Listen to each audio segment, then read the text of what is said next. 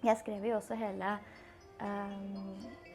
samlingen i stor løkkeskrift. Jeg skriver alt for hånd. Jeg jobber ikke på PC egentlig.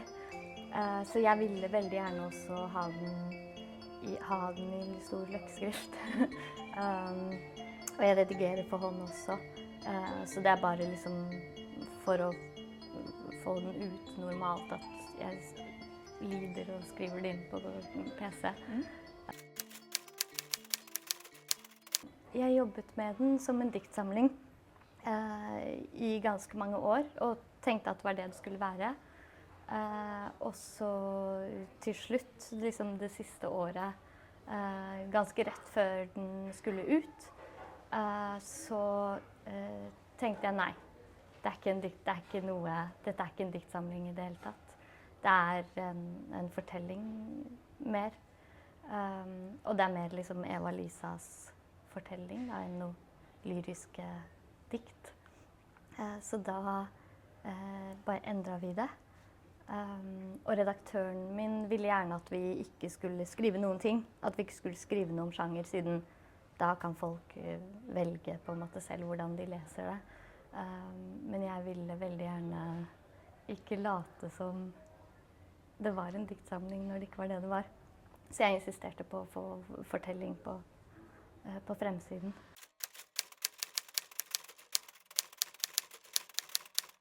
Jeg begynte også som skrivende å skrive dramatikk. Det var sånn jeg på en måte kom inn i skriving, og der er jo på en måte struktur, dramaturgi, form, det er ganske viktig og strengt.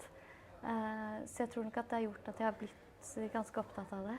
I tekst er jeg veldig opptatt av det, og synes at det er veldig, veldig spennende. Med oppbygning og spenningskurver og karakterutvikling og alle sånne ting som kanskje mange skriveskoleforfattere liksom ikke er så opptatt av. Og de er mer interessert i språk og sånn, men jeg synes at dramaturgi det er veldig gøy å jobbe med.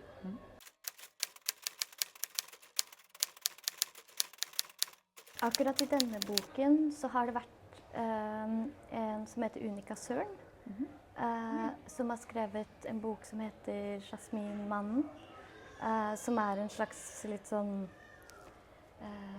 handler om en litt gal kvinne, eller sånn. Hun er veldig rar, og det ga meg liksom selvtillit til at Eva-Lisa også kunne være så rar som hun er. Og det gjorde at jeg liksom skammet meg mye mindre, og så at man kunne skrive veldig, veldig kult om kvinner som var litt ute. Og så er det en av Kirsten Thorup, som heter Erindring om kjærligheten, hvor første del også er skrevet fra en mors perspektiv, hvor hun også er helt, ja, litt på tur. Så de har inspirert meg veldig.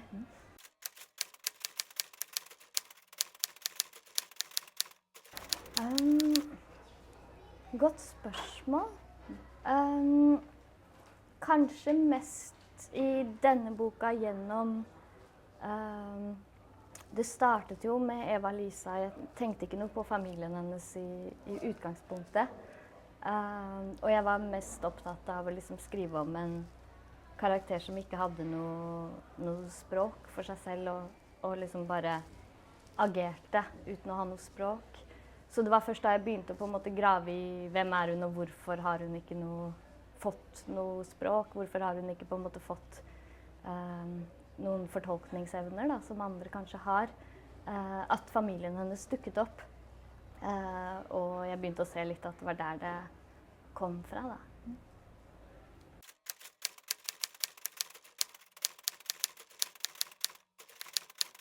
Jeg tenker egentlig nesten omvendt. At jeg synes ofte at det er de ulykkelige som ligner på hverandre, og at tragedier ofte ser ganske like ut, på den måten at det nesten blir parodisk, hvor lik man blir i en depresjon, eller hvor lik man blir i sorg, eller hvor lik man blir hvis man havner i en spesiell kontekst, hvis man blir arbeidsledig, eller hvor prisgitt man bare de rundt seg og omstendighetene rundt seg. Og at hvis man havner i en spesiell omstendighet, så blir man formet av det og blir ganske lik de andre som i samme situasjon. Så jeg kanskje litt uenig hvis det går an å være uenig med Tolstoy.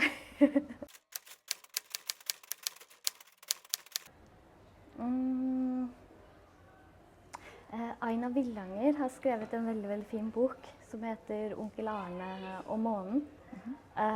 Som på en måte klipp og lim fra hennes onkels dagbøker. Og han tok livet sitt. Men i bøkene så han en helt fantastisk person i de dagbøkene. Og bare så søt og poetisk og reflektert. Og jeg ble så glad i ham, så jeg ville kanskje hatt ham i min familie. Jeg tror jeg vil bruke veldig lang tid på neste bok. For jeg synes at det har vært veldig skummelt og ubehagelig å liksom komme med noe ut i offentligheten. Og det har vært veldig gøy å jobbe med prosjektet og fint å jobbe med skriving, men akkurat liksom det å komme ut med noe synes jeg har vært veldig stressende. Så jeg har tenkt og sagt til redaktøren min at det 5 år til neste gang. Så akkurat nå føler jeg at jeg liksom har god tid. Ja, men sånn tematisk så tror jeg kommer til å jobbe med det samme på en måte. Så jeg sa også til redaktøren min nå nettopp at jeg skriver samme bok. Jeg jobber bare med det samme egentlig.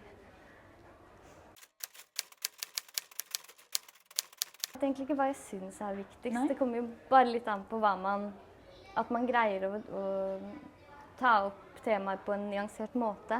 Kanskje mer enn liksom akkurat hvilket tema som viktigst, men at man greier å vise nyanser, da. At livet ikke så svart-hvitt, på en måte. Jeg tror at for meg så det viktig av litt flere årsaker. Både liksom rent i hverdagen at jeg elsker historier. Og få liksom oppleve så mange historier som jeg aldri liksom selv uten litteraturen kunne tatt del i. Så en litt sånn barnslig vinkling til det, at jeg elsker å få alle de historiene.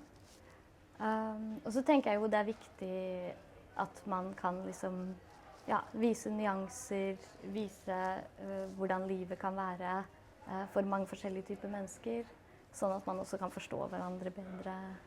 Det kanskje mer sånn skolesvaret. Jeg tenker at det finnes jo hundrevis av skriveråd og skriveskoler og bøker med skrivetips og alt sånn. Så hvis man seriøs og på en måte virkelig ønsker å bli forfatter, så det alt det tekniske, det finner man ut av så lenge man gidder å lese og skrive veldig mye. Så mitt råd egentlig å ha en god venn som går gjennom det samme. Det har vært det viktigste for meg i de årene fra jeg gikk på skriveskole og til jeg debuterte som forfatter. Å ha nære venner som også på en måte jobber med tekst og står fast og blir refusert fra forlag. Og så møtes vi og tar en øl og gråter over det og trøster hverandre. Fordi så lenge man jobber med noe, så kommer man til å få det til. Men i den prosessen som kan være ganske lang og tøff, så burde man ha en god venn å støtte seg på.